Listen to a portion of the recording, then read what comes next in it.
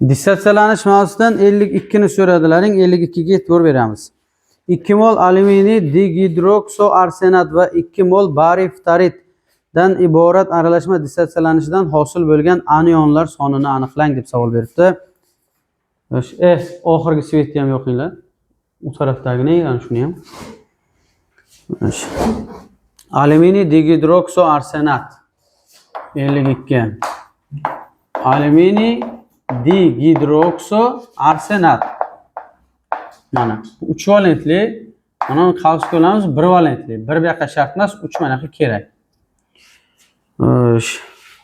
2 mol berilgan. Shuni dissotsiyalaylikda nechta alyuminiy chiqadi?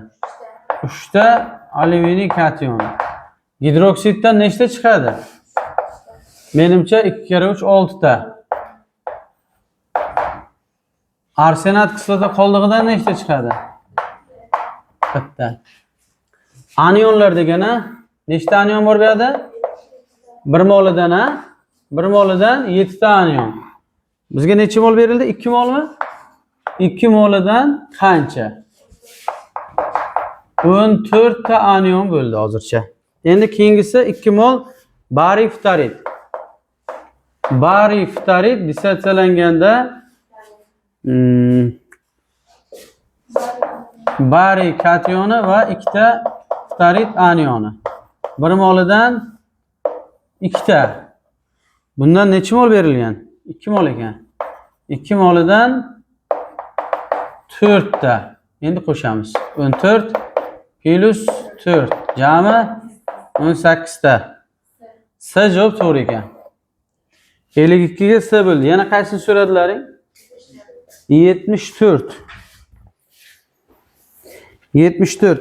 420 ta magniy gidrosulfid molekulalari dissotsiyalanishidan nechta ion hosil bo'ladi?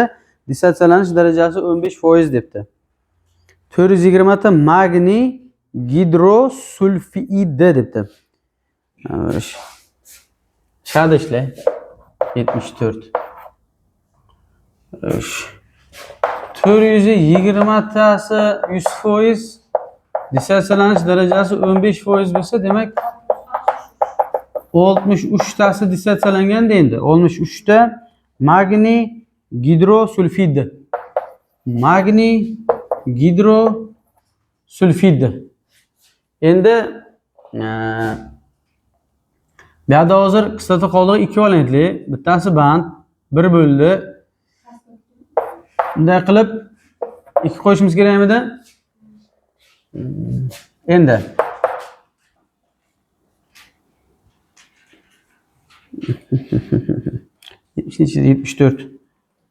74 magniy gidrosulfid dissotsiyalanishda nechta ion hosil bo'ladi debdi. Magniy gidrosulfid dissotsiyalanganda bitta magniy kationi, 2 ta vodorod kationi va 2 ta sulfid anioni chiqadi mana. Ya'ni buni bittasidan nechta ion chiqyapti? 5 ta ion chiqyapti. 63 tasidan nechta ion chiqadi? 63 ko'paytirib 5 bo'lib 1. 315 ta ion chiqadi. B mi? B javob to'g'ri. Yechim tushunarlimi?